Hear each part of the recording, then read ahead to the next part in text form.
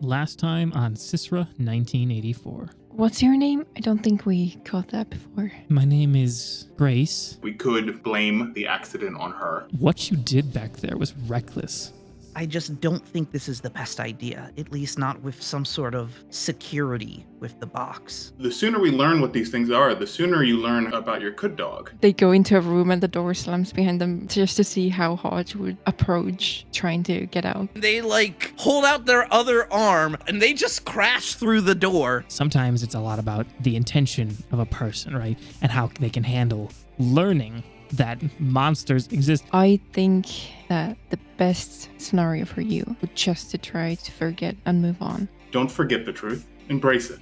It makes you stronger. But you do hear something running really fast past you, and it looks like a lightning bolt on the ground. The only way I could think to describe it is charged my legs up a little bit. The good news is I'm going to be swinging by your CISRA headquarters soon. The bad news is that it's because of an incredible problem that I have.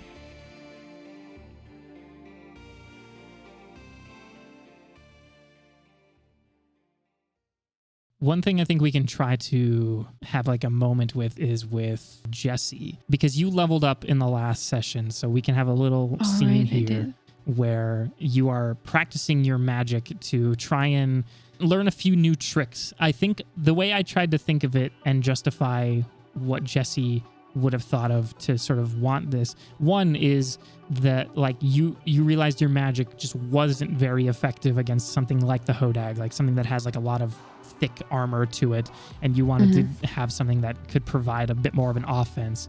And I think the air mine sort of thing that you had used when you were being chased by the Hodag in the truck, I think that maybe gave Jesse an idea of what if I could have just a burst of magic in some sense, similar to the air mine, but maybe a bit smaller, that I could throw at any point in order to have a bit more of an offense besides the usual magic that you have. So we would see you in the usual training room, and the usual sort of set of dummies is lined up across the room from you, and Diana Foley is just sort of watching as you are getting ready to test out this new part of your magic that you want to try.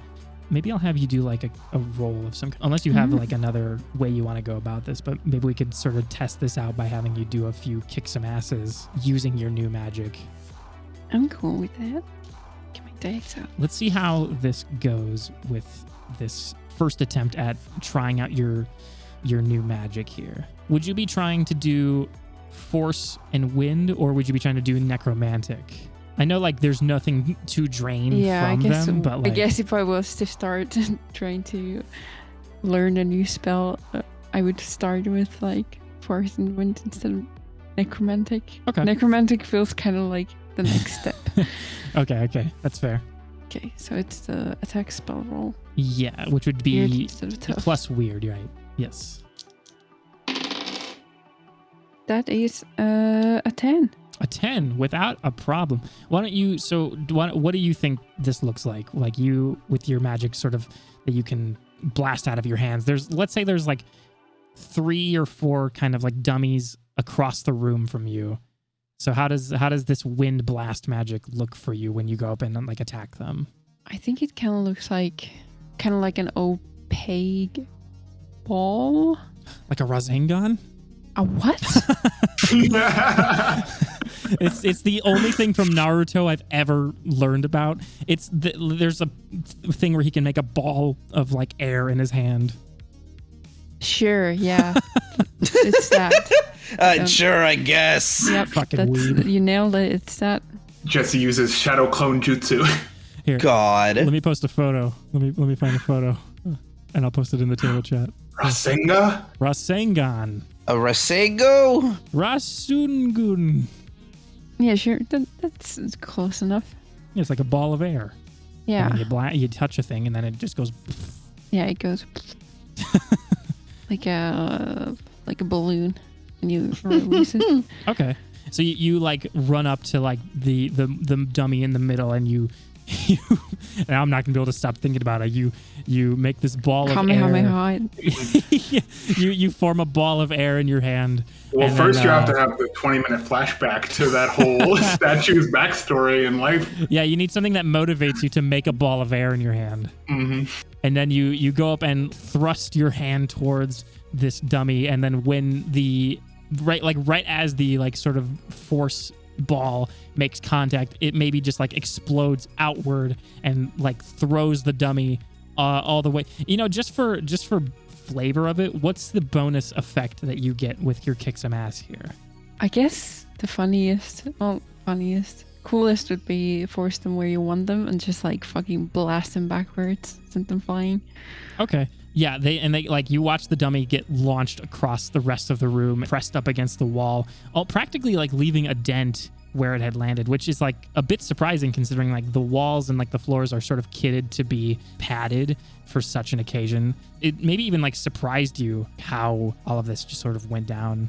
Oh yeah, Jesse looks surprised but pleased with themselves, being like, huh, that was not what I was expecting immediately, but then freaking right. Yeah, and then Diana, who's been watching sort of like from the door, is just like, wow, okay. Working on some new magic and seems to be going pretty well with you, I guess, right? Yeah, apparently I should have been doing this earlier. I mean, it definitely seems practical, but I guess the one thing you need to remember is that if you get close to whatever it is you're trying to do this to, like they can fight back. Like these dummies can't fight back, but you know, something else will try. Make sure you've also got like protection in that regard. Yeah, seems like a last resort kind of thing. Oh, for sure. But like, it's kind of crazy you were able to just sort of pull this off so quickly. That's you would do 3 harm normally with that because you get 2 from the blast and then 1 from the force. Yeah. That's crazy. Does it go through armor? No, it does not look like. I think I was listening back and I was like, I think I was being pretty aggressive to some of y'all with how much harm I was dealing. So I'm gonna try to be more mindful of like what makes sense to like actually ignore armor versus just like saying like, oh, this ignores armor. Like, I think I need to be more thoughtful about that versus just being like, I want to hurt you. To be fair, I you want you to also hurt did me. say when Hodge was about to get fucking blasted by the Hodag that's ignore armor, and the spell that I used says like I get armor against damage. So technically it should have gone past that armor and I should have taken all that damage instead. See, that's the thing is I wasn't thinking too practically about like why something would ignore armor versus just me trying to up the tension on things, right? Like I wanted the consequences of fighting a huge beast to be present. I was thinking of that before I was thinking about what is the practicality of like why something is actually doing ignore armor. So I'm going to be more mindful of that come the next mystery. Also, just fun little tidbit. This is something that me and Mark figured out just when we were hanging out one time.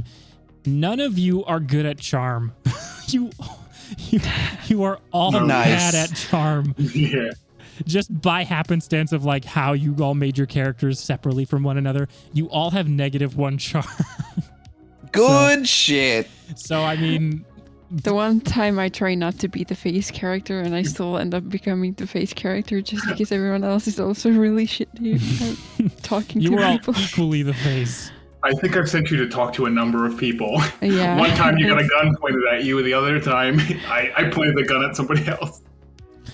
And I'm like, why am I talking to them? I suck at talking to them. But apparently so do you guys. We also get talking to each None other. of you are good. Quite literally, the realization that set in of just like, oh, all of you are just bad at this like, is so fun. Thank God half of this season was just battling a giant monster. I think that this magic practice is happening somewhat near like the afternoon-ish, if it's at least maybe finishing up around that time. Is the Hodge and Seth, do either of you have something that you want to maybe follow up on or do in any form? I guess I can chill with Hodge if he's listening to ABBA, or I can hang out with, I'm never going to remember her name, the girl. Grace. I can chill with either of them. I'm happy with either. How about you, Hodge? Do you like have anything in mind that you would like to address in any form? Nothing I can think of off the top of my head. I think then while the two of you are just sort of straight up vibing, I think Grace does walk in, and still like with the she's been at the facility for a couple of days now and has been sort of just trying to regain herself and understand what is happening. I think that when she walks into the room that you guys are chilling in, I think that she is very timid, just generally speaking, because one, like, I think it's still hard to grasp like the whole aspect of just like monsters and everything going on in this world. And I think that she hasn't been around Hodge a whole lot and is still trying to like comprehend like the existence of a gem person, as well as as Bowie's sort of existence. You know, like there's a little wooden creature that resembles the thing that she thought was a dragon and is just sort of now chilling in the room with y'all. And when she walks in, I think she just generally says just like, so you all took care of the dragon thing like back there a couple days ago? Yes. Dead as doornail. Doornails aren't alive. Exactly. Oh, I see. Do I need to get a sarcasm card, Hodge? You need to play the sarcasm card. Hand it to me whenever you are being sarcastic. I will start a collection. Seth picks up a piece of paper. Grace is just watching all of this go down, just like, okay, yeah, I guess this is more important. And she looks at you, Hodge, and she's just like, and where did you fit into like all of this? Like, how do you sort of, what are you? I am a crystalline type golem. I was birthed from the world egg, and I have been learning ever since. I have only been alive for probably about 11 months now. Huh. And you just fight dragons? I'm sorry. Is that what you all do here? Like, what? Not always dragons. From what I understand, there was a evil magical person before my time. And is that what Jesse can do, like with magic? That would be a yes. Yes to magic. No answer on the evil. God, okay. I mean, do you like reading? I mean, I don't hate reading. We can show you the library if you want. It's nice, quiet. Plenty of books in there if you have questions. And, you know, it might be a good place to get your head right. Or I should say get out of your head. That's the thing. I don't know if what's going to help is if I just try to forget or if I learn as much as I can now. Well, you already know a bit, so more can't hurt. I mean, what, that, like, the boogeyman is real all of a sudden? Like, the other day, I didn't think anything of this. Like, even when that stuff happened at the Ren Fair, I just sort of brushed it off as some crazy nonsense I'd never fully understand. And even right now, I don't even fully understand. But, like, you're just now sort of, like, I'm learning that it's like all the sort of stories with like monsters are like just true now. To be honest, yes, pretty much. Think Jury's out on the boogeyman. Yeah, we still haven't found him yet, but Oh, God. we will. I hear he's in Chuck Norris's closet. Oh, God. He doesn't know. We got to get him out of there. And he's a treasure. Yeah, we got to save him. No, I'm talking about the boogeyman. Oh. But no, think of it this way. Something that I've sort of used to help me get accustomed to everything. There are things that go bump in the night. We bump back. I think for a moment she makes a bit of a face because that sentence could be sort of like a bit silly, but like also is trying to actually sort of take in what you're saying. And I think she says like, so you're trying to get rid of it all, like the things that go bump in the night. Yes, correct. Well, most of them. I indicate Hodge. Okay. Okay. I where is this library? I think then I maybe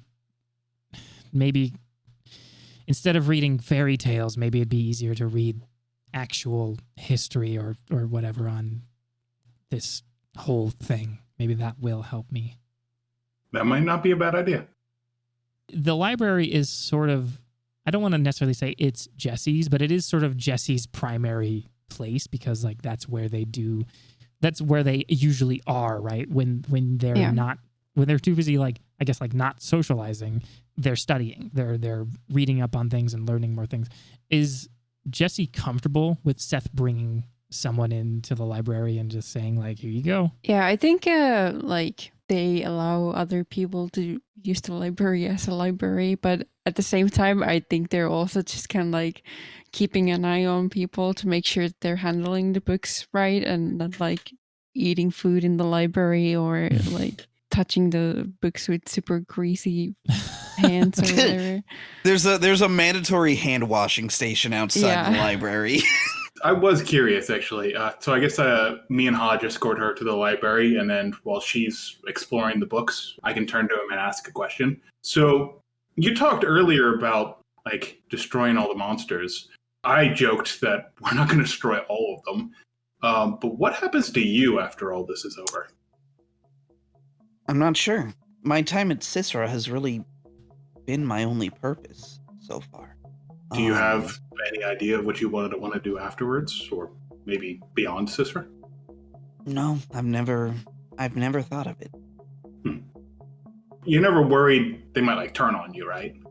I would hope not, but if it happens, it happens. You know, I hope that I've made good use of myself while I've been here, but the only thing I could see happening of why they would turn on me is if I were to go rogue.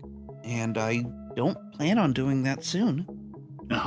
Whatever you decide, I hope I'm standing behind you with the giant magnum. Thank you. I appreciate it. Now Grace is just sort of, going through the books at their leisure. They're being careful with it, like, and they're free of any sort of grease that Jesse would be worried of, because they have been kind of just only in the basement of the CISRA headquarters for the last few days, and you've been feeding her and whatnot, but she's been relatively clean. There is the bathroom that is also nearby and there's probably like a shower in there and stuff to help keep people having a good hygiene and all that stuff. Turns out Hodge needs to oil his crystals every day, so everything is just soaked in grease. Like God. Everything. Glistening with olive oil like a Greek wrestler. Like an Olive Garden on a Friday covered in oil. Oh, God. If there is no other sort of specific scenes that people want to follow up on, then we can sort of move on from there. Let's say that Diana Foley, before the night ends, informs all of you that Agatha will actually be showing up probably tomorrow morning. Potentially, they could be showing up in the middle of the night just due to like when they set out to the CISRA headquarters and just how long it'll take them to arrive. They're just sort of letting you know, like, hey, tomorrow there's someone pretty important going in. I think Jesse recognizes the name from like with Agatha Stillman, because like that is somebody who is like a pretty esteemed monster hunter. Like they've made a name for themselves to the point where like you hear rumors about this person, how accomplished they are as like a hunter. Hodge, I think like you're pretty excited because like this is the person that saved you on the World Egg mission. This is somebody that was like kind to you and like brought you to the CISRA headquarters. So I'd like to quickly ask, so like in the middle of the night, is anyone, I know Hodge, you kind of stasis it up when sleepy time comes around. Yeah. Do you just sort of listen to music through your whole Walkman, like just as you are doing all that? Or is it just like sitting there and just sort of taking things in? I think what it is, Hodge almost finds it overstimulating in a good way when they're right where their ears would be. They just turn the Walkman up all the way and put it close to them, so it kind of, the headphones are kind of acting as like a very, very quiet speaker. That's how they fall asleep, or go into stasis, rather.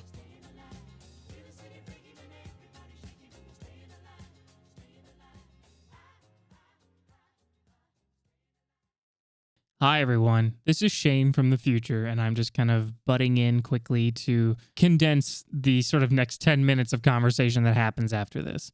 We started talking about Seth's ability that he got from Corbin called Furnace. With Furnace, they are able to track something called fire with 10 boxes. It's very similar to tracking like their luck or like their health, but there are 10 boxes to fire, and every time Seth is harmed or a friend of his is harmed or if someone openly defies him, he marks one box.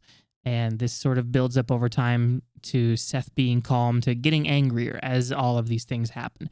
But with these checked boxes, Seth can spend one to add a +1 to either a kick some ass or a protect someone roll. There are other moves that Seth does not have where he can potentially use more of these checked boxes at once, but currently he just has the ability to spend one on either of those rolls if he has any boxes checked and if he wants to. The way we kind of realized it is that as Seth is like getting hurt and all these other bad things are happening and he's getting angrier, he can kind of spend these points of anger to blow off steam and increase the rolls, essentially. So that's it. I just wanted to say that very fast because we spend a lot of time talking about it, and I'm going to go now. Enjoy. You Philly boy. I'm so silly.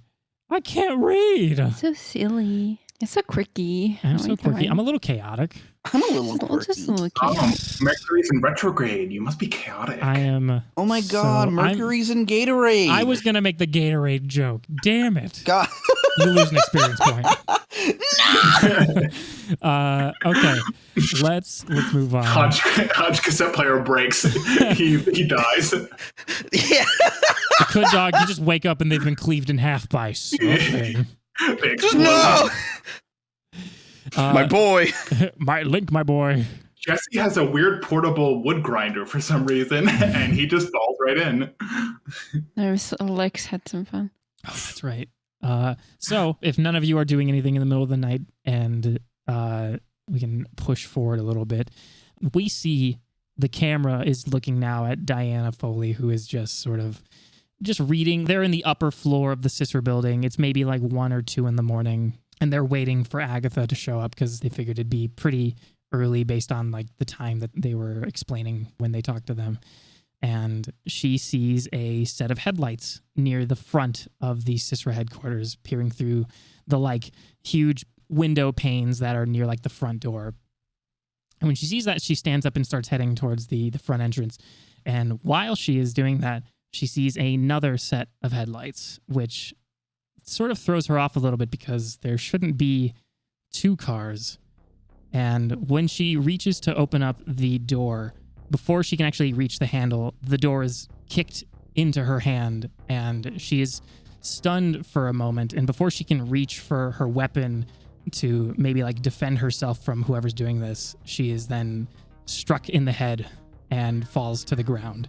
Hodge, you mentioned that like your Walkman is playing at its loudest. And I think that even though like that would probably be enough to stop your hearing in a sense from anything like particularly on the outside, I think then your Walkman maybe malfunctions a little bit and the volume goes a bit beyond what you're expecting. Like it just sort of glitches and is playing louder and louder than what you would have wanted in that moment. And maybe that jolts you awake. And while you are sort of trying to tend to the Walkman to fix it, you feel something thrown at your chest and you see that it is Bowie. And when you look up to see why Bowie was thrown at you, you see 2 people in the room and one of them strikes you with like the butt of their gun, not doing any particular harm to you because of your armor, but they use that opportunity to bind your arms behind your back. And Seth, while you are trying to sleep, you feel a lot of pressure on your right arm. And when you wake up from feeling all of that, you see that someone is pressing their foot specifically on your right arm while holding a gun towards your face. Jesse, you can actually hear some commotion happening outside of your rooms. Again, it's like 2 in the morning. You have maybe like an opportunity to try and scope things out if you want. What would you like to do? How close did it sound?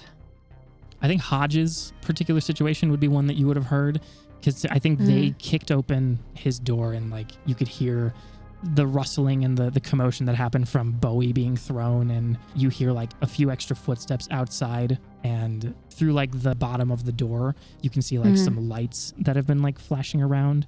Could I try to hide? You could. Let's do act under pressure to see if you can hide successfully. When Jesse is done with their role, I would like to do something For as sure. well. It's another 10. It's another 10. Okay. You so successfully hide in your room. How would you like to remain hidden in your room? Maybe there's like a very classical, like huge wooden closet that they just go into and hide behind like jackets and Okay. just can like try and grab legs. Okay. You're successfully hiding inside of this. Maybe it's like a dresser, right? Or like like you said, like a closet. You are able to sort of peek through very cautiously as you see somebody who has like walked in holding like a wood axe, and they're just sort of looking around the room, but they don't spot you. Hodge, you have 2 people in your room. One of them is trying to restrain your arms behind your back. The other is also holding a rifle in your direction. What would you like to do? While one of the assailants is putting a sizable amount of pressure on to like get my arm, I'm assuming behind my back. Yeah, they're just trying to like restrain you and tie your arms with maybe like some rope or something. They're going to make their arm pop off to try to get them off balance. Okay. Your whole arm or like your forearm? Like what's Well, where are they grabbing, I suppose? They're wrapping them around the base of your forearms. Then forearm. Is it just one or is it both? One. I'm just trying to get the guy off balance enough to where long and short of it, I'm going to grapple this dude. Like. Okay. What the fucking wrestle? Are you still covered in oil? That you should get a plus one for the oil. Hodge's always covered in oil. He's a greasy boy. If you're I wonder if this is a kick some ass just with the get them where you want them tag to it, like if you're successful with it. Yes, but I could also argue this is act under pressure. Hodge is waiting for the exact right moment. I'll do that then. We'll do act under pressure. So go ahead and give me one of those rolls and we'll see how successful you are to pulling this off. Oh. That's a 5. Oh no, ladies and gentlemen. That is a failure. Uh-oh. Uh-oh, indeed, Hodge. I think what happens, let's see. Hodge. I think what happens is you try to pull off this maneuver where you try to pop your one forearm off, but instead you make both of them pop off. And it definitely catches this person off guard, but when you try to make an attempt to do anything about it, you are just left with your stubs right from your elbows essentially, and you are unable to like get the upper hand on this person, and the person with the gun holds it much closer to like your face as a means to like get you to stop squirming essentially. Your arms that fell off are still bound together, and I think they take that, and the person who was trying to originally apprehend you grabs you in such a way that even like the arms that you are left with are basically useless in this moment, and they are immediately trying to drag you out of this room. Bowie was thrown in such a way that they're kind of disoriented and not able to do much at the moment. You son of a bitch. That was my next move. While that is happening, let's hop over to Seth. Seth, you feel someone is stepping on your right arm and holding a rifle towards your face. They have like a bandana over their mouth, so you can't immediately tell who it is, but you maybe recognize the eyes, and you can tell that this is Murphy. What do you do, Mark? Get off me, Murphy. Now. I don't think you have any ability to tell me what to do right now. If you try anything with that arm of yours, I'm just going to unload on you. You got me up shit creek. I'm kidding. Let's see. JK. Will he try anything? I don't know, but what will you try, if anything? I'm going to let him see what happens when he does. I'm going to wait. Okay. As you are just sort of sitting there and waiting, he looks sort of out the door of your room to the hallway, and he sees his 2 other compatriots with him that are dragging Hodge out, and you hear him say, like, we're going to make some good money off of this one. And he is sort of signaling them to keep going further to leave. I roll magic. You're going to roll to use magic? Ooh. What are you attempting here? You know what? I want to make Murphy fear death. Oh, do you? Oh. I would like, I need more. You need to tell me more. Elaborate. I want him to feel the power of entropy. Ooh. Oh my god. I can tell you this ahead of time, just as a means of being a kind of benevolent DM here. You'd probably get a -1 just on the fact that... The leg is on my arm. Right, he's trying to like restrain specifically that arm. Okay. But if you would like to go through with this, then yeah, you may absolutely attempt to use magic to shift your arm into this particular form. All right. Let's find out. Oof. Oh. Damn. God damn. That is a 5 total. Oh boy. What happens? Da-da. Yeah, what does happen? Ugh, Jesus. The campaign's over. We all die. I don't want to use another luck. I don't have many left before I'm doomed. I think, man, this is, oh boy. I have a lot to think It's a about hard in this move. Yeah, it is. I just need to think on how do I want to do this. This is my Matt Mercer moment of how do I want to do this, because you're about to fucking die. Oh boy, Seth. What can I use? I think I got that nothing. you are under a lot of pressure and you try to change your arm into that specific form, like form 3, but it doesn't go the way that you want. And instead, you shape your arm into a familiar one, but maybe not a particularly useful one, the Sooth Slime. So your right arm just dissolves into your body, which does relieve the pressure off of Murphy, but it lets him know that you are trying something here. And so he, oh boy. He shoots me for 2 damage, which heals with the slime. Shoots you in the brain. Fuck. Okay. He's going to just kick you in the head with his steel-toed boot, and you're going to take 2 harm. Oh, okay. It's going to be a real good crack across your skull. But now, does the Sue slime actually work or no? I wonder, that's the thing is, I think that technically... Well, technically it would heal first and then I would get the crack over my head. So right, no, so it wouldn't. I think that it doesn't. Let's jump back to Jesse. Jesse, you still see somebody in your room just sort of inspecting. What do you do? Can I wait until they turn their back towards me and then I like jump out of the dresser or the closet and just try and blast them with some magic? Yes. Karita, you better be the one to succeed because all of us are failing. Yeah, let's just use this as a they kick some ass, but with your weird. So Yeah, I'm using the force or wind blast. yes, we're using some attack magic here. That is a 9.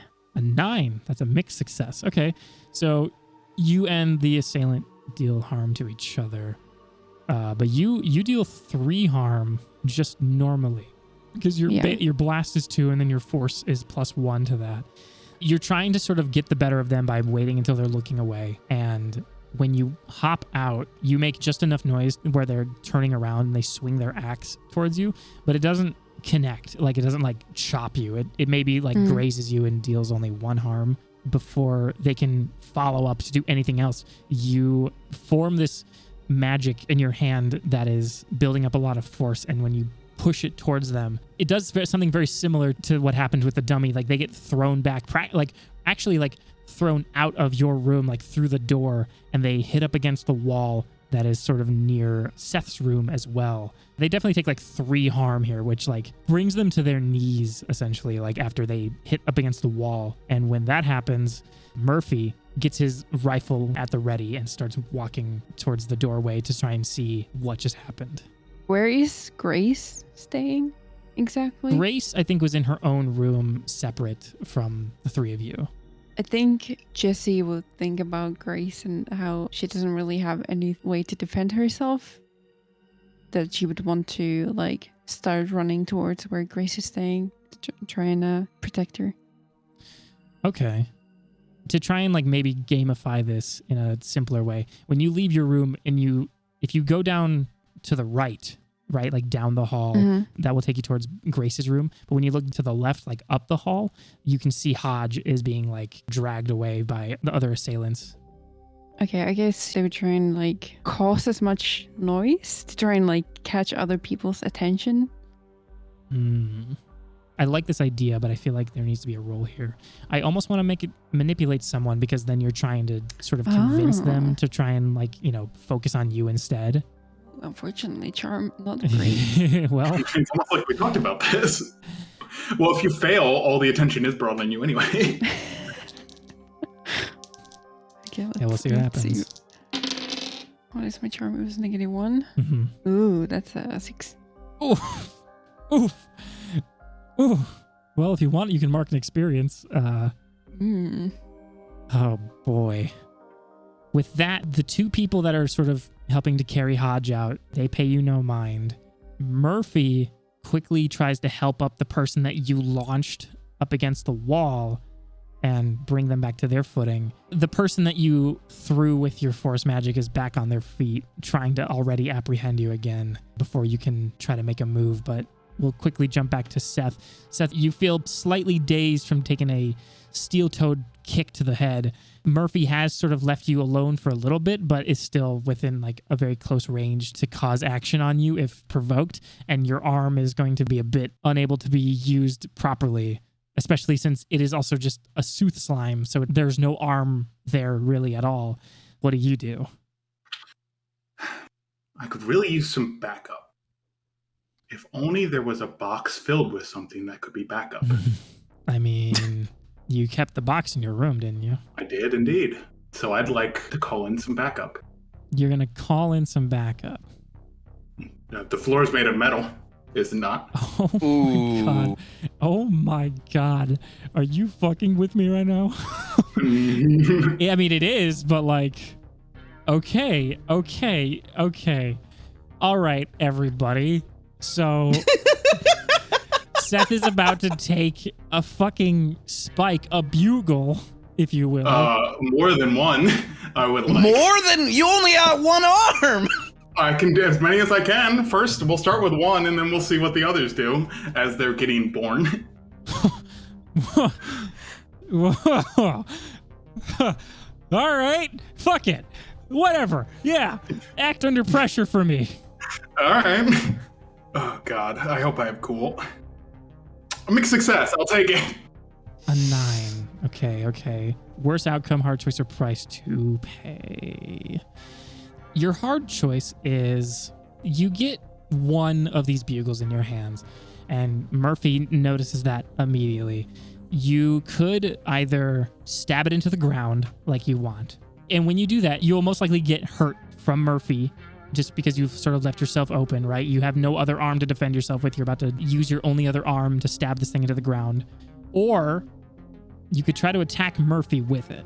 Is Murphy near me? Because you said he got his guy up. He noticed you get up to like run towards the box of these bugles and was going to try and like stop you. So like your choice was essentially like put it in the ground and maybe take another kick, or you can turn it on him, do a significant harm to him, but I'd like to turn it on him. Okay.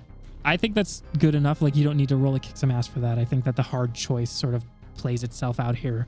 You notice Murphy is about to like strike if you are not willing to defend yourself in this moment. And when he brings his leg up to try and kick you in the head again because you were closer to the ground, you actually stab it into his thigh, like pretty significantly. He is writhing in pain. And I don't know like how Seth feels seeing that happen, right? I stab him again. You stab him again, like with a second one? Yes. Okay, then that you're going to have to roll kick some ass. Okay. God damn, dude. A mixed success. Okay. Can I take a +1? Oh, shit. I should have said this before. Can I take fire to +1 that? Yeah. Okay. Yeah. And get us a complete success? Sorry, that's my bad. No, you're fine. We are just figuring out the proper use case of this ability anyway, so I will allow it. So then it's a success. Okay, complete success. You still would take some harm from him because that's just the nature of kick some ass, but you get an extra effect. Oh, is there more effects? You can either suffer less harm, inflict terrible harm, which is +1. You can gain the advantage, which is take +1 forward, or give +1 forward to another hunter, or force them where you want them. You know what? I'm sick of Murphy. Inflict terrible harm. Okay. Oh God! It kicked me in the head. Yeah, I think then he tries to, with his other leg, he kicks you in where your arm would be. Yeah, right in your nards. He tries to kick you My strawberries. Nards. where your right arm would be, like I guess where the arm has sort of turtled into itself. And I don't know if that's like sensitive to you because it's like freshly morphed, but he's only able to do one harm with that kick because he's using his good leg to kick you, but then he's putting a lot of pressure on his leg that just got stabbed. So he's kind of off balance when he throws that kick at you. But then you, at a fit of rage, jab this towards like his torso. He has now been pushed onto his back and looks like he is just not moving. What comes out of the bugles? Yeah, do we get gross meat poly tags? Or do we get bone if I stab them deep enough? The first thing you do see is the area around where you stabbed into him is starting to like decay. Almost like turns like necrotic. In a sense, it looks like the energy of this person is sort of just being absorbed from the origin point of where they got stabbed. You're just sort of watching Murphy kind of get drained for a period of time here before anything truly significant happens. Hodge, I'll give you a chance to maybe try something here. You're still being dragged. You're getting closer towards the elevator of the CISRA headquarters before you are sort of taken out. What is your next move here? Can I try to call my arms back to me? It would be tough because they are still wrapped together. Well, what's tying them together? Just some rope. Can I? Okay, so then let's do this then. Let's have a sort of PEMDAS situation with this. Okay. I want to try to tell my arms to break free of the ropes. Okay. If that happens, so we're having kind of a coding thing. Okay. If then goes to this, if the arms break out, then I want them to come back to me. You want them to break free. I want to break free. I guess that would just be act under pressure because that's really the only applicable role here. If you would like to give me one of those to see how your arms can handle this situation. Yeah. I'm nervous. You're making me nervous. Come on, Hodge. Oh, fuck me! God. That is a 6. They just kind of weakly. Love your multiples of 3 today. Yeah. Yeah. 6s and really 9s. You could use your luck. Yeah. All right. Yeah. I'll put a luck down. Okay. Then this. So let me take off that experience. Mm-hmm. All right. Shane's like, dear God, Jordan, please, I don't want to make another. He started this session with, I'm trying not to kill you guys. And now here we are. So it is a complete success now since you used your luck. The arms were being held by probably the person that was holding the rifle, and they sort of squirm free from the rope, and maybe that like distracts them for a moment, and they don't really know how to go about like the situation because I don't think they were expecting the arms to just come alive and start moving around like this. And when that happens, that also distracts the person that's pushing you out of the facility and gives the arms an opportunity to push themselves with just like their fingers up to you and reattach to your limbs, giving you an opportunity to do a follow-up if you would like. Hey, do we watch wrestling here? I know Karita's a pretty big fan of wrestling. I'm gonna stone cold stunner one of these dudes. Yeah. Is it like clotheslining somebody? No, it's I'm taking their head over my shoulder and dropping down. Oh, that. Got it. Fucking, okay, give me a kick some ass so you can stone cold stunner this motherfucker. Yeah, absolutely. Come on, give me something Hodge. good. Mixed success. 7. You know what? No, I'll take it. All that means is that you don't get your extra effect. Yeah, that's fine. All of these people are dressed very similarly. They all have like camo on and like face masks over them so you don't see who they are truly. And that includes, they all have steel-toed boots. And when they see your arms reattaching. They try to kick you in like the back of the leg to maybe like stun you down and try to get the better of you. And that would normally do 2 harm, but do you have 1 or 2 armor, Hodge? 1 armor. Okay, then you only take 1 harm from that. And maybe that does like lower you down to the ground a little bit, but I think you utilize that momentum while being sort of thrusted downward, and you grab them and give them the fucking stone cold stunner and sort of clash their head into your shoulder. How much? So this would be like one of your like unarmed abilities. It's wrestling. 1 harm intimate, but because of my purpose, all attacks do 1 harm. You do 2 harm in this moment. Okay. Yeah. You do 2 harm. Hell yeah. So you're a bit more free now. Jesse, what are you doing? Are you still heading towards Grace?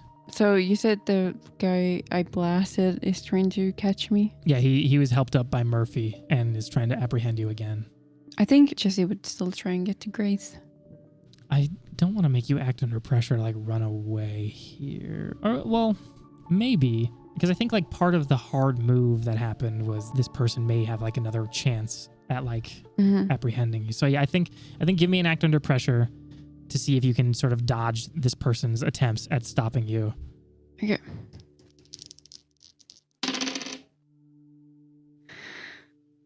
Six. Oh no. Oh no. Ah, fuck. This is like a simple bad move. I think like you just try to dart away down the hall towards Grace, and they're able to maybe like just trip you and have you fall to the ground. And you don't take any harm from this, but they are able to, similarly to what happened to Hodge, they're able to sort of like put some pressure on you and maybe restrain one of your arms behind your back. I think now enough time has passed where Murphy has been just losing his like lucidity and like he's been decaying. He looks withered. Like the decay has sort of branched beyond like his torso and just his leg and has reached like his arms and his face, and he looks like wrinkled and withered. You can see more of his bone through his skin, like because of how much has sort of been drained out of him. And out of the 2 spikes that have been lodged into him are sort of bursting out are these 2 polydags that mostly resembles the actual hodag that you all fought. And so now there's 2 of them just sort of freshly crawling out of the openings of these spikes. And I think at this point, you might even assume that Murphy is maybe dead because of how withered he looks after all that has been sort of drained out of him. And these 2 little polydags, they are just crawling out, and they look like they're about to start getting a little feisty. Seth, what are you going to try here? Seth walks out and locks the door. Oh. Oh, Christ! So you're locking yourself in your room? No, I'm locking them in the room. I don't think I need to make you act under pressure. They weren't like actively like charging or anything. They were just sort of freshly born, so they were sort of getting their bearings. Do you have like an actual move that you would like here? So I know that I saw Murphy pick up a dude. Pretty close outside of your room is the person that is apprehending Jesse. Yes, exactly. That's what I want to help. Is my arm back yet? Yeah, I'll give you that. I think like enough time has passed where like your arm has gone back to normal. Okay, I want to help Jesse. Let's see. Is Jesse going to suffer harm? Yeah, I think like one arm of this person is like holding their arm behind their back, and they're using the other arm they have to like maybe swing their axe in a way that would like do some damage to Jesse. I'd like to use my last fire and roll protect someone. So that'll be a +1 to the protect somebody. And I would like to restrain them, maybe get behind, choke them out. Okay. Go ahead and give me a protect someone. So this is not like a magic thing. You're just going to try and get the upper hand. Correct. Okay. Well, one is a success. Okay.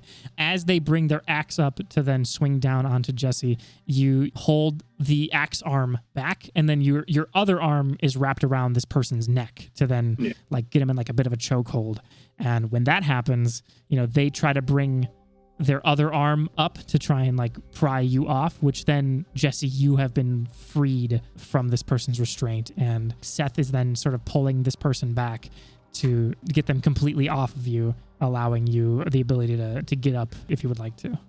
Jesse would just kind of look at Seth and ask, "Do you think you can handle these guys? I want to make sure Grace is okay." I squeeze a little harder and I say go. Okay. Like, keep going towards Grace. You find Grace's room and you see the door has been like kicked open and she is not there anymore. Well, since I didn't see her towards where I came from, I guess I would start going further down the hallway or wherever her room was. Just trying to like figure out where she might have been taken. I think I can give you that without like having to make you roll for it. Like you're sort of just searching the rooms that are down in this vicinity to try and find her. And yeah, there is no luck there whatsoever. Like you can't find her. I guess I would then just go back to Seth and Hodge. Okay. Hodge, what would you like to do? You still have these two people that are close by. One of them is a bit more stunned than the other because of the attack you did. And the other is maybe trying to get ready to get one on you. What would you like to do? I'm gonna grapple them. Okay, the one that you stunned or the one with the gun? One with a gun. All right. Well, I think a grapple. So I guess it would be kick some ass. So give me a kick some ass roll, and then we will. Come on, give me See how something this good. goes. I've been a good boy. Yeah, Hey! that's a 10. That's a complete success. Pick your extra effect, which I'm assuming it's you force them where you want them. Yeah. Okay, you'll still suffer some harm here. This person with the gun. He steps on my foot with his big heavy shoe. I don't want to make everybody just a foot person here. Murphy seemed like a foot guy. He probably is, but you'll never know. You never asked him before you fucking murdered him. It's true. I think that this person's going to try and get a shot off of you. It's going to like clip your shoulder. I've established before that these rifles do like a 2 harm, but again, with your armor only doing 1 harm. How would you like to? You rolled the success here. How would you like to grapple them? I think I just get them in a headlock in a way to where if his compatriot picks up the gun, he would need to shoot through him to get to me. Almost using him as like a human shield, but like, I have him in a headlock. Okay. All right. Then that happens. Let's go to Seth then real fast. So Seth, you're still restraining this person. Maybe you've like pulled them back and like, you're maybe on your back while holding them like in the way that you are, but you have a bit of the upper hand here to try something. What would you like to do? Yeah, what do I have to roll to like either like knock them out or break their neck? Well, those are 2 very different things here. This person has already taken 3 harm from the blast that Jesse did earlier.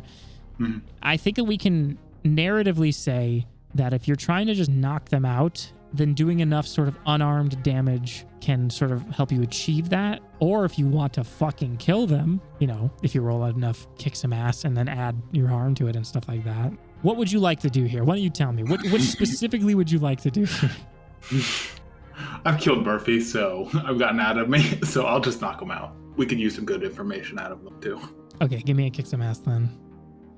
I don't get any plus forward. Oh, that's a failure. A 5. I gotta remember I leveled up. Hey, that's pretty cool.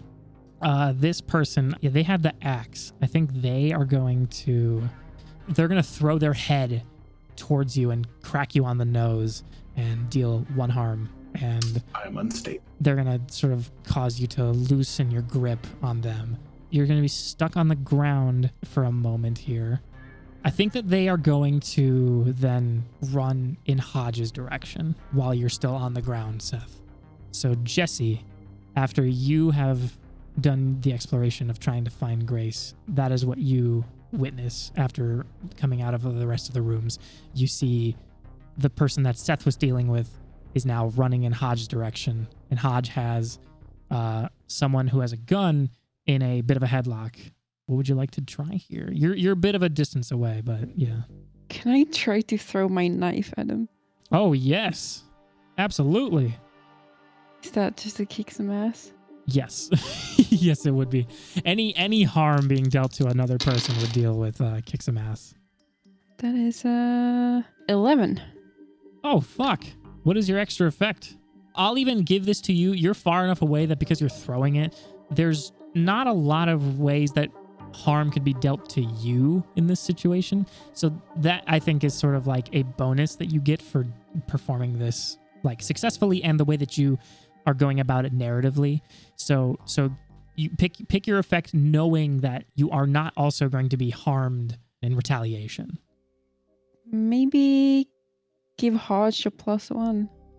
Oh, cool. Okay. You throw your knife across the hallway. In fact, Seth, you might be a little dazed after all of that, but you might even still see this knife being thrown like right over your head, past you and towards the direction that Hodge is in. And are you throwing your knife in the person that just bonked Seth on the nose? Yeah, who's running towards Hodge, right? Yes.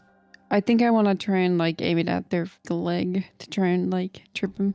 Okay, that's perfect. It goes right into the back of their leg and they fall like a fucking rag doll like the moment it enters their leg. And Fuck yeah. they don't seem to be having the ability to get up anytime soon. Hodge, what would you like to do?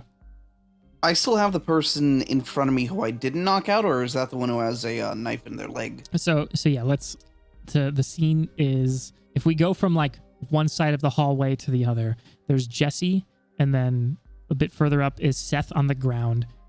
Further is the person who just took the knife to the leg, who was like the one that was assaulting Seth and Jesse. And then where you are at, there are still two people. You have one of them in a headlock. It would be the one that had the gun, and then the other person near you is the person that you stone cold stunnered. I'm just gonna try to talk to them. Okay. What would you like to say? I'm just gonna say, who do you work for? Work for... Murphy brought us here. Why are you here then? Well, you took away the dragon and we wanted to make some money off of some crystal bitch that we heard about, and now you're giving us a real tough time with all this. Man, really guilt-tripping you. Yeah. Come on, man. It's just slavery. Come on. Come We're on. just gonna sell you. And where's Grace? What? The girl. I don't know who you're... What? It's just been us. There's no Grace in our group here. Not your group. Someone else was in here. Do you have anyone else who you brought with you? I think they don't want to keep trying to talk. I think they're going to try and take a swing at you, Hodge. Okay. They can try. They can try. And you have a +1. You have a +1, and I think if you want to do anything in particular, like if you wanted to... I know you said that when you apprehended the person in a headlock, you were kind of trying to use them as a bit of a shield. If you were to roll act under pressure, you'd have an additional +1. So you'd get a +2 because of your sort of setup. I will do that. All right. Give me an act under pressure with a +2. He rolls fucking snake eyes. +2. God. Oh my god. Are you fucking kidding? What did you do? Wait. I put +2 in forward. See, that's that is why. the broken thing. That's it what only I works for one. Go ahead and just do an act under pressure, and we will just manually add a 2 to it. Okay. For the folks at home, that's a 0. Yeah, fuck. You explode.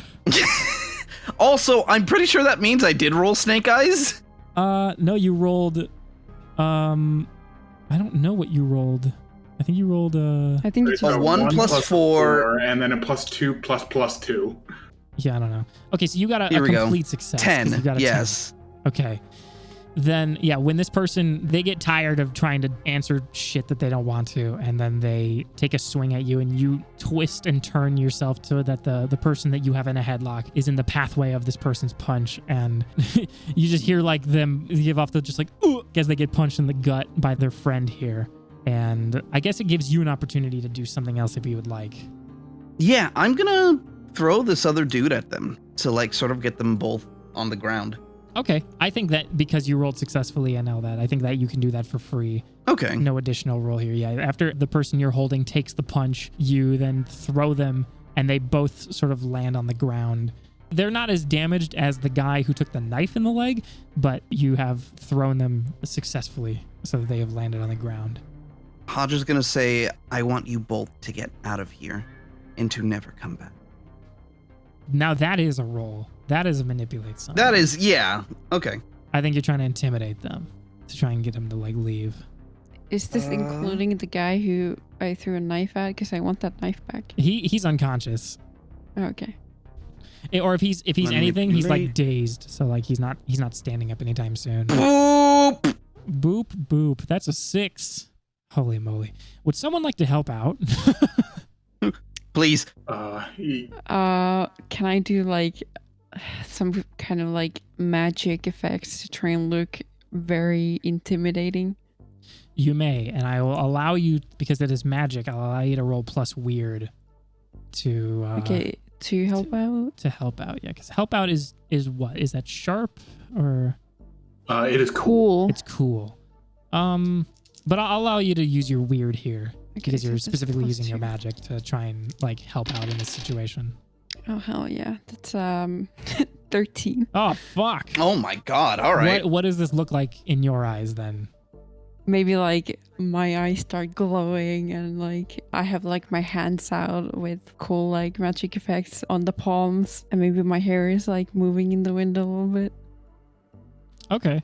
The two are thoroughly scared. They were kind of getting ready to retaliate after Hodge threw them. And then, Hodge saying what they said and then seeing you behind them pulling off this magical effect to try and like really get to them, I think leaves them sort of shivering for a moment before they decide to then hightail it out and just run away. My goodness. Now you are left with an unconscious assailant with a knife in their leg and a seemingly dead Murphy in Seth's room with a absolutely happening the 2 polydags that have formed out of the spikes. Seth, I'll give you a sort of chance. There's no real like combat happening here, but what would you like to do here, Seth? I pull the knife out of the guy's leg. And then give it back to Jesse. Oh, thank you. You're like rubbing your nose and just being like, God, fuck. Yeah, I will need to take a moment to heal. But before that, we need to talk about Grace. And where is she? I have no idea. Her door was open and she's gone. Do we have a first aid kit here, or do we just use our magic? I can try and magic A you bit as of well. both. Well, Yeah, I wasn't thinking me. I was thinking him. We need him, the guy on the ground, awake, because we need to ask him some questions to find out where Grace is. I guess then we'd just like tie him up. there is some leftover rope that is around from when they were trying to apprehend Hodge. Yeah, I guess we can also use the face mask to stop the bleeding, or try to, put something over the bleeding. I wonder if this needs to be a roll of some kind for like first aid. I can heal him Okay, if you wanted to use magic. to try and at least like stabilize him. Yeah, go for it. Go ahead and go and give me a use magic roll magic. to heal, because that is a specific thing. That is an 8. Mixed success. It works imperfectly. Choose your effect and a glitch. The keeper will decide what the glitch has. So we need to pick the most applicable one here. If it's like the effect is weakened, then like what does that necessarily mean, right? Yeah. And if the effect is of a short duration, right? So like, and problem just media and unwelcome attention. Problematic side effect. Problematic side effect could be interesting. There's really no reason why I would take harm from this unless I was somehow transferring my like life energy over. If you wanted it to be that way, you could. You do know necromancy in a sense, so maybe it can work both ways. Yeah, I guess. Pick what you think is most interesting. I guess the problematic side effect. Okay. You see the like exposed leg with like the stab wound behind it, and that is going to be like your immediate target here with healing them up with your magic. When you got them in the leg, you got them pretty good to the point where you see some like muscular damage, but when you heal them up, it heals quickly in the fact that like it doesn't fully fix the muscular damage in a sense. It sort of just like seals the wounds. Just kind of like surface. Yeah, so like whatever sort of damage was dealt into like their leg is probably rather permanent now because of the way that the body sort of healed up in a very surprising way, I would say. If you see like their calf muscle maybe looks like it's torn, that would have healed up under normal circumstances, but because of magical circumstances coming into play here, that looks like it's going to maybe be pretty permanent for them. Oh, well, what do I care? Oh, well. Shucks to be Hey, they you, broke I into my guess. house. I didn't expect the Finnish person to advocate for the castle doctrine. Hodge, what would you like to do? I think Hodge is just sort of taking everything all in. You know, they've never had an experience like this before, so they're just sort of taking a moment to try to trying to figure out the wording for this. Process? Yeah, process. Is Hodge a little surprised at himself for being kind of cold in that moment? Like, yes, you were defending yourself, but you just, kind of being like, get the hell out of here. Like, was that a bit of a moment for Hodge, or was that kind of just like par for the course? No, I think it was. Hodge always tries to find the best outcome for everything. And the fact that this is something that they did of their own volition, they're just sort of like taking a moment to try to calm themselves down and like figuring out what the hell happened. Okay. I think then in that moment, and while all of you are also sort of just collecting yourselves, you hear from Seth's door a lot of just like scratching, very like just tough scratching on the door that he has locked for his own room. Seth, what's that? Murphy's kids. What? Yeah, so I had to use a spike against Murphy. And why were they in your room? He was stealing some of the spikes, and so I took one off of him and used it against him. How did Murphy get them? I told you to lock them up. I did, but he also broke in. This is supposed to be a secure facility, and we're clearly not secure. Which does bring up another question. Where's Corbin? Oh no. Oh no? Or which Oh no? no, as in, yeah, where is Corbin? And Diane, for that matter. But I am kind of curious why the angry guy isn't out here. And why suddenly random ass people showed up in our secure facility. Question. Hmm? Is there a sort of like bluff roll? I was about to step in and say, yeah, I wonder if I need to make Seth roll manipulate someone similarly to the last session where they're trying to convince the both of you of like what they are saying, right? Yeah. Let me reread the rules of manipulate someone on another hunter. Usually it's like convincing them, right? But I guess you are am I trying to convince you that I think Corbin's the one who did this? No. That... You said that Murphy was trying to steal the spikes and like they weren't already in your room. That is what you're sort of trying to convince them. So you can roll manipulate someone, and I will read the sort of like results of things based on what happens. But yeah, you can, if you roll successfully, then yeah, we can try to hash that out. Cool. I have to use a luck point again. Awesome. You don't know. Yes, I do know. No. It's a mixed success. Mixed success. With -1, which is mixed success. They mark experience if they do what you ask, but I'm not asking them anything. You're asking them to believe you. So you are telling them Murphy had the spikes on him and that I took them off of him and used them against him. This is rather a meta type of role, but it's up to y'all, like how suspicious you want to remain, or if you are willing to believe Seth. If you choose to continue to not believe him, then you won't gain an experience and you can sort of narratively try to bring that back into play later, or you can just take it for what it is, take the experience and move on. It's entirely what you think your characters would do. You don't both need to do the same thing, but you are both at task here to decide like what would you like. Okay. Hey, I think because Jesse didn't witness the earlier discussion about them, they don't really have a reason to doubt the information. Hodge, however, I feel absolutely does. Yeah, for sure, right? I think that makes sense. Yeah.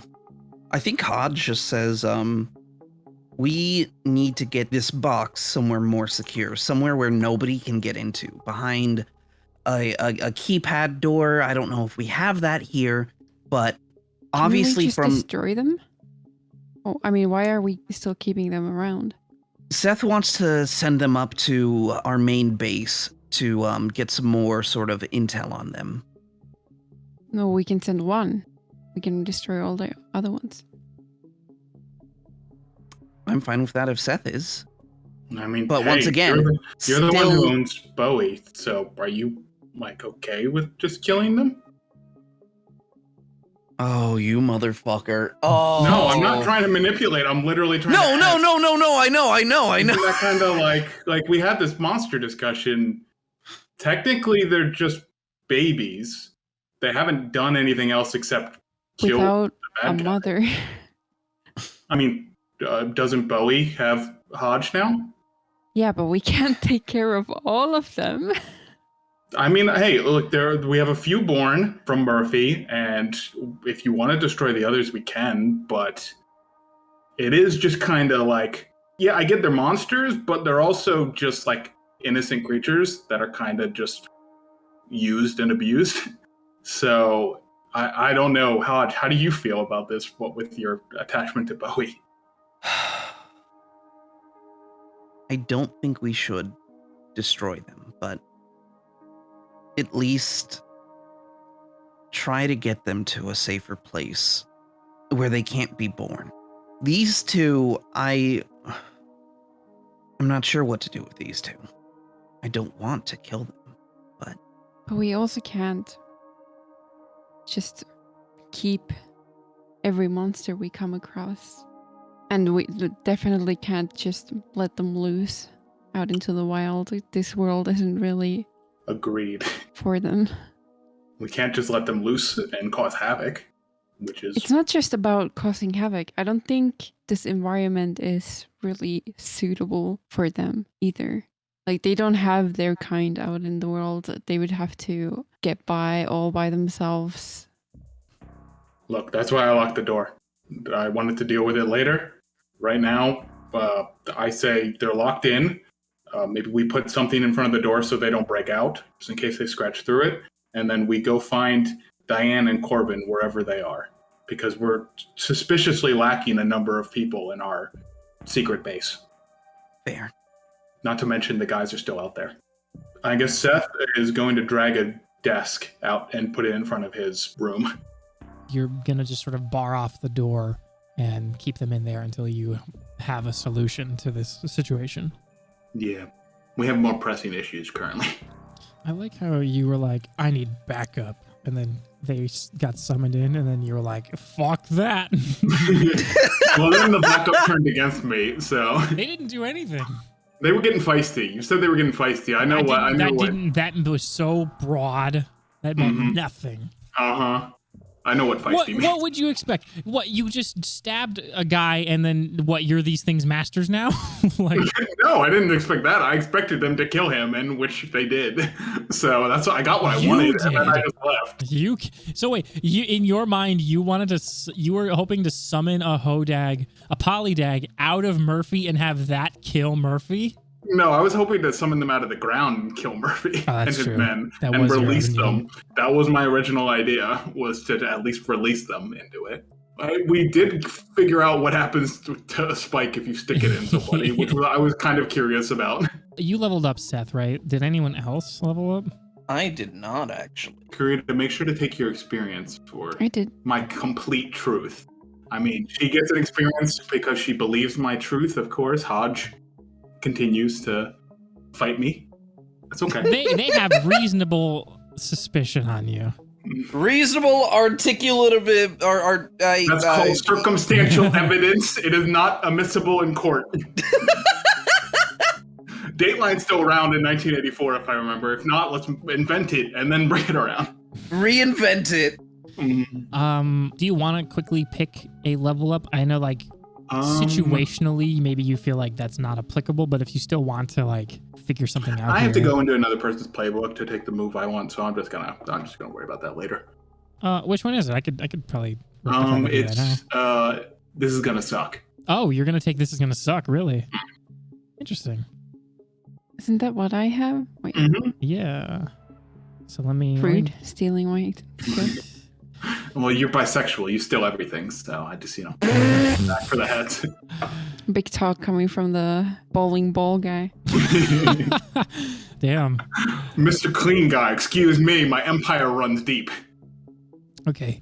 Where we left off is Seth dragging a desk from another room in front of his locked door to his own room to keep the two, we'll say this sort of loosely normal polydags, like the ones that mostly resemble their original mother, because they're not made of some other sort of material. Like they have like the proper sort of flesh that you would expect from them, but they are locked in Seth's room with the extra desk as sort of security. Grace could not be found, and as far as you can tell, Corbin is also not around. You have a unconscious man that you have healed so that you know he's not going to bleed out suddenly. You scared off the remaining two to run upstairs and leave.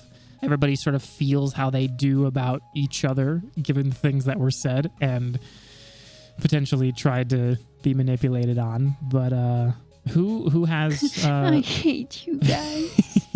who has something they would like to do here? Can I like grab a med kit and heal for like at least like 1 health? Yeah, I think like if you're trying to just sort of quickly, I just don't want to be unstable. for sure. I'll give you 2 because what you're gonna do is you're gonna fix your nose back into place and then like maybe bandage up. I think you got socked in the nose by like getting hit by someone else's like skull, like that shit's tough. They say the head is the hammer of the body. Exactly, they all say that. Nice. So yeah, while Seth is sort of repairing their body, does anyone else have something they'd like to do? I assume they came here by cars, so Jesse will kind of check to see if like they're still there, and also just try and like secure any doors so no more people come in. Okay. Is Hodge doing anything as well? No, I don't think so. I think they're just like going back to the room after like the day they've had, or the night they've had rather. Intending to Bowie. Yeah, making sure Bowie's okay. Okay. Jesse, when you go upstairs, you see quite a bit when you make it to the top of the steps. Mm-hmm. You see lights outside from a vehicle, and sort of shining in through the window, you can see the 2 people that ran away. They are also now on the ground. And then you see 2 new people who have entered the building. One of them is tending to Diana, and the other one you can see very clearly because when the light shines through the front of the building, it also shines through them, and it is like a nice sort of reddish light that passes through them. And you see someone that is a similar sort of crystal golem to Hodge, but of a different color. And you see somebody sort of tending to Diana on the ground, like they're just sort of checking their wounds and stirring them awake. And it's this woman that has, like, from what you can tell in like the low light and the light that's also shining from behind, she's got like some silver in her hair. Like it's some dark hair with some strands of like silver in it, and like it's tied up in a pretty tight ponytail. You can see there's like a magnum at her side. She is wearing like combat boots, and when they look up to you, they say, I think we showed up a little late to this whole thing. I guess I'm glad you showed up at all. Yeah, no, sorry. I'm Agatha. I think that Diana here might have told you that I was coming. Yes. Sorry. I'm Jesse. Hi. Yeah, I've heard about you. You run the arcane library here, right? I do. Yes. Okay. Is everybody okay? Like, we took care of these 2. Well, Yuli here. They took care of them, pretty easily. They seem pretty banged up, so I'm hoping everything else is okay. Well, I'm glad Diana is still here. We don't really know where 2 people are. Corbin is nowhere to be found, and someone called Grace was staying here with us. Okay. Don't know where she is either. Other than that, we've taken care of the other people breaking in, I think. Well, do you think it would benefit us to go out and look for them? Or do you think we should try to clean things up, make sure that everything else that we have is good? I mean, I would really like to find the other 2, but I think we also need to make sure that this place is secured. Okay.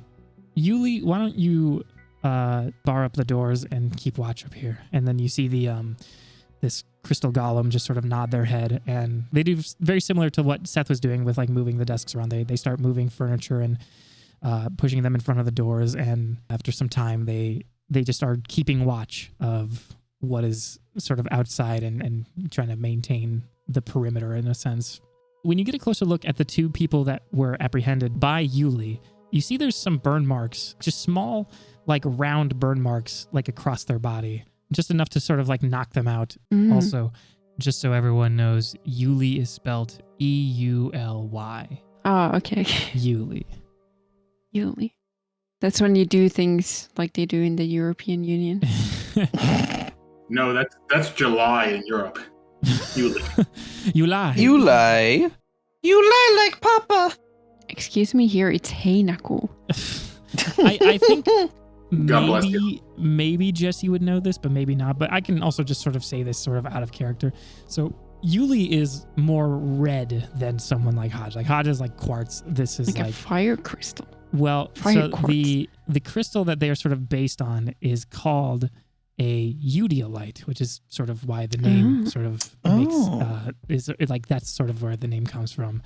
And That looks like raspberry licorice flavored. yeah, just eat it. The forbidden ball. I am pondering this orb so hard right now. And yeah, very similarly, like even though they are not necessarily of a quartz nature, they still have enough sort of like opaqueness that like light shines through them, and it shines the red light when it does go through them. I think Agatha then picks up Diana and asks you to lead the way. All right. I guess since Seth was using the med kit, I would probably take them back down to where they were. Gonna get the group together. All right. Agatha will carry Diana to just a room that has like a free sort of bed to lay them down on and help make sure that they're good and ready to like rest. She turns to you and she says, "So, do you know why this sort of happened?" Like, Apparently, they were trying to sell us. One of them, Murphy, was kind of involved in the latest monster hunt we did. They had apparently tried to sell the monster or make some sort of profit, and since we kind of intervened, I assume this was some sort of a revenge / making up the profits type of scenario. gotcha. Okay. Do you know, is Hodge around? Seth, where did Hodge go? Hodge is with Bowie, and I wait, no, I was about to say that sounds like you're saying Hodge is dead, but no, Bowie's still definitely alive. yeah, I was being. Just to you know. Well, even like David Bowie, yeah, like even at the time. No, yeah, that's what I meant. David Bowie, yeah. He's with David Bowie now. Is that a He's happy. euphemism? He is a He's gone star to the man. farm upstate where he can run free. He's gone to space. They called ground control to Major Tom, and they taken him into space. He's a star man now. Right, I'll get him out here and just go and knock on Hodge's door. Sorry, Hodge is with Bowie, not the singer. Okay, interesting. And I'm assuming you're Seth, if by sort of process of elimination here. And you are the Agatha. I am. Still. I guess my reputation precedes me. Agatha. I did get a brain injury currently, so you'll excuse me if I flub. Do you need to lay down? I'm not really sure how bad things were. I'm sorry we weren't here sooner. I mean, I guess we didn't really know this was going to happen, but I don't know if they told you, but like, yeah, upstairs we took care of the other two. I got my partner here who's kind of keeping watch of both the two that tried to run away and the perimeter outside, sort of keeping watch of things. So they're dead? No, not necessarily. Okay. We just took care of it. They just stopped breathing. Yeah. What the fuck does that even mean? You know? They're mostly dead.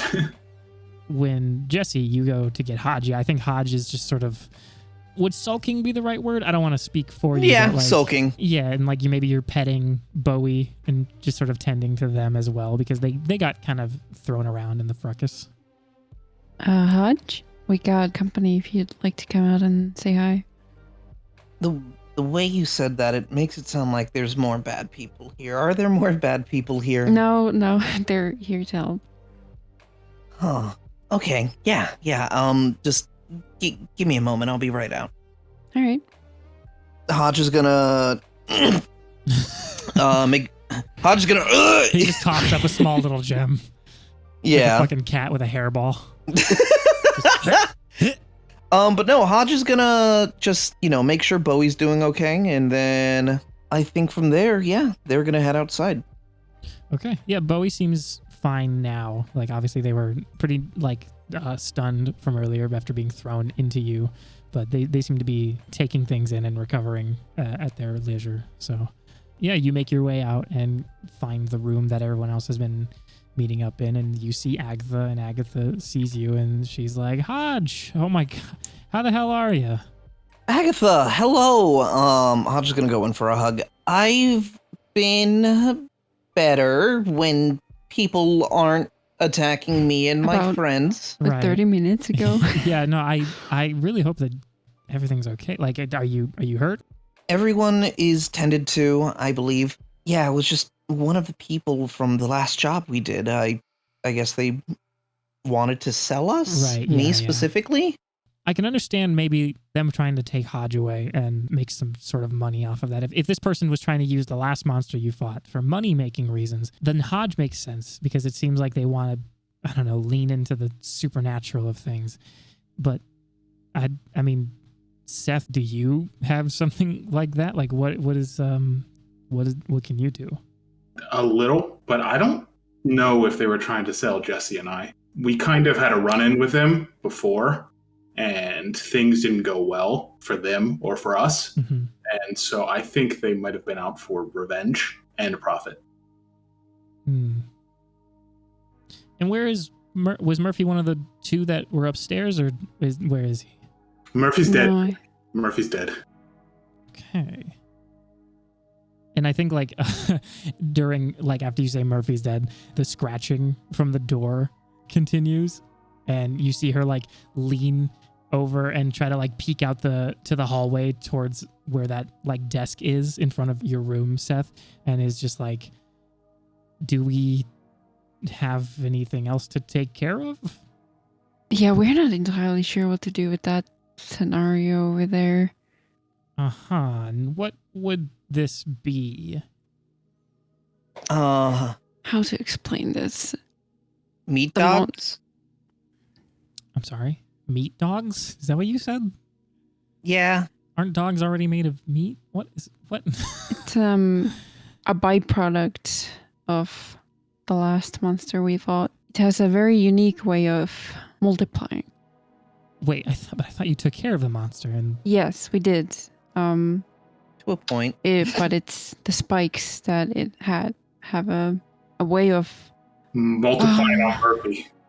He kind of got the point. uh-huh. Seth hands Hodge a sarcasm card. I guess if Jesse would have some sort of documents nearby that would have maybe a very quick drawing of Yeah, we could the even just Hodag say or something. You explain the whole thing. just kind of So you have a good dog. look over. Yeah. Okay. And then as she's looking over sort of the info that you've taken down about the spikes, she looks up from the papers and says okay, couple of questions. So how long, what's the most important thing to ask here? How long have you held on to these after obtaining them from the monster that you fought? I mean, we've had them in a box. Seth, you said you locked them up somewhere. But apparently Murphy found them in the middle of this whole situation. A couple days. Yeah. We haven't decided what would be the right way of going about it, really. Because we've been thinking about, should we just destroy them? Should we send them up to the main base for further sort of experiments? But it seems as long as they don't come in contact with Materials. Mhm. Which seems to be most things. Yeah. But there is a question about, now I'm wondering if we set them on fire, do they spawn fire monsters? Yeah, we don't really know much about them. I mean, have you thought about just crushing them? Destroying them? Pulverizing? Getting rid of them? I guess that could work. As long as they don't turn into hammer monsters. I mean, judging by what I can guess from what you've told me, it seems like the spike needs to sort of stab into something and draw the energy from the point of origin. So, like, throwing, I mean, maybe I am wrong, but I'd like to think that maybe throwing fire on it doesn't necessarily count. I mean, again, I might be wrong, but even then, crushing it, maybe even just starting at the larger end of it would maybe even be the best course of action. And so my next question is, so there's how many in that room now? 2 that are alive. Mm-hmm. And what are you going to do about them? That's back to the beginning of the conversation. We do not know. Yeah, we locked them in there so that we could secure this facility first. Maybe find the 2 people that are missing. We are in quite the pickle currently. Yeah, I mean, I almost feel like we could just go in and if they're sort of, I mean, freshly hatched, what's stopping us from going in there and just sort of finishing them off and then taking care of the rest of the spikes? I would like that not to happen. Why? I have a pet. Their name is Bowie, and they are one of them. Okay. It seems they are trainable.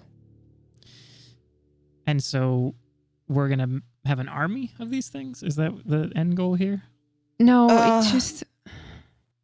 Well, I mean, you like the golems, so. Okay. Listen, there's something a bit more different between like a more humanoid type that shows any sort of form of lucidity than some rabid creature that you have to run in and tame.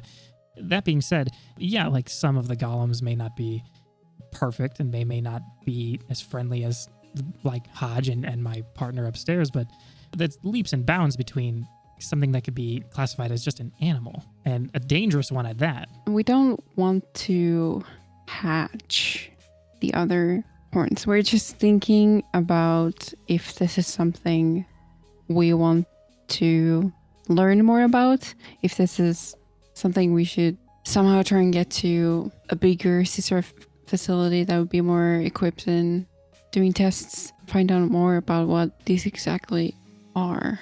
Mm-hmm. All right. Well, I don't want to go against Hodge and just sort of massacre these things. You said you have a pet one? Like, Yeah. Their name is Bowie. Can I see it? No. Yes. Yeah. No. No. Okay. Yeah, and then you guide her up the hallway and show her into your room, and she sees Bowie, so sort of like, you know, similar to like a dog, kind of curled up as much as they can and trying to like sleep, and she's just sort of eyeing it over. And okay, so you really weren't kidding, like really just like any life force this thing, because this thing's made of wood. I used to call it a wood dog. That's pretty funny. Okay.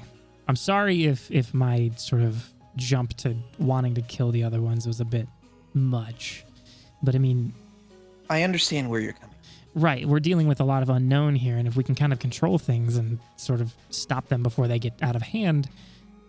But we know they are tameable. I mean, to a degree, right? But I mean, I will leave that to you, but while I am here, I will be on my guard. Is that fair? That is fair. I won't jump to immediate conclusion. Like, I'm not going to like say like if it bites me one time, I'm going to just pull the trigger. But if these two don't show any signs, then we have to stop it before it gets out of hand.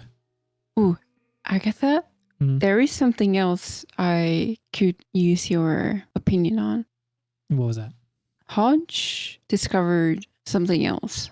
And I guess I just lead them to the corpse of the hair. Oh, yeah. The shock hair.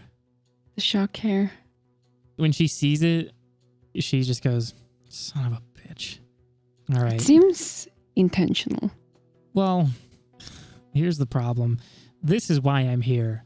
Well, it's part of why I'm here. It's I'm assuming this is like maybe the first one that you've seen. Yes. Yeah, these are not from around here. These seem to sort of be traveling with the problem that I'm sort of following along with, and it's I mean, good you took it out. Like that's a plus for sure, but I just didn't think that they'd be here so before I got here. What are they? They are sort of like catalysts for a much bigger problem. They have sort of been working in tandem with another creature, and I'm almost using that term lightly here because it is living, but I guess similarly to Bowie, it's not necessarily made up of the same stuff that you would assume of a living creature that has been moving from place to place, and it sort of requires a lot of power, and these shock hairs provide it for that. And so they seem to be going around just sort of taking in as much electricity as they can hold and then dumping it into this creature, and it's been such a problem for a while because it's a little hard to prove to some people that what I've been saying has been happening. If I told you that a piece of land just got up and walked, would you believe me? Well, honestly, in this line of work, I'm ready to believe anything. It's not the most far-fetched thing. Could happen. I have not gotten a chance to really see it in action because it always moves at the most inopportune times, and it always seems to happen after like great lengths of time, so I can never pin it down. I can never send someone at the right time to keep watch, but I keep, every time it goes away, I look for it, and I find that piece of land somewhere else, and I'm don't know if I'm doing it justice here. It's a pretty big amount of space. I don't know what it looks like. I just know that it's working with these shock hairs. Like they're working together. On top of that, on top of just like these creatures showing up, I think there is some sort of connection to the monster realm attached to this piece of land. And I think that sometimes there's just like a space that opens up, and then a monster makes its way through and wreaks havoc in that area. It just all happens at such sporadic times that I can never pin it down, and there's always something else to worry about that I can't put my team on it. I can't be the one to just sit and wait when there's so many other things to worry about. But I think like we need to work on this, but it seems like we have other things to figure out given this situation with your creatures that are in the other room there and these people that are breaking into the CISRA location. It's never easy, is it? No, never. If I might suggest something, I would say probably the most prudent issue to deal with is the fact that 2 innocent people have gone missing, or one of them is a CISRA agent, mostly. Mm-hmm. So we do have one of these guys down here. You have 2 up there that are mostly alive, They're maybe alive. We Okay. Listen, we know what we're doing. Okay. And so I say we get information out of them, and then we deal with finding our teammates, and then we deal with the moving landmass. Yeah, I mean, as far as I'm concerned, the land has moved kind of recently, so it To might be a Oklahoma. while. I'm sorry? To like, is it here? Yeah, at the very, very south of the map, you can see like she's pointing and saying like this is where it's located right now. It seems to be moving north. But if it got there recently and it seems to need a pretty significant amount of power before it moves again, we might have some time to try and clear some of these things up before we focus on that. But just know it's there, and it's been my biggest issue for the last few months. I say we get the information first, and then we worry about land later. No, I mean, that's fair. I mean, like you said, it's never easy, right? Hmm. Or it's so easy. Words so easy. Hodge, I'd like to have you meet Yuli, by the way. Who is Yuli? Well, Yuli is another golem, and my working with them recently has made me ask a few questions that I'd like to sort of see if we can dive deeper on with you. And as she's like telling this, she's guiding you upstairs, and when you reach the top, you see this other crystal golem. They are not as like they don't have the same bulwark as you. They seem to just be Kinda like thick.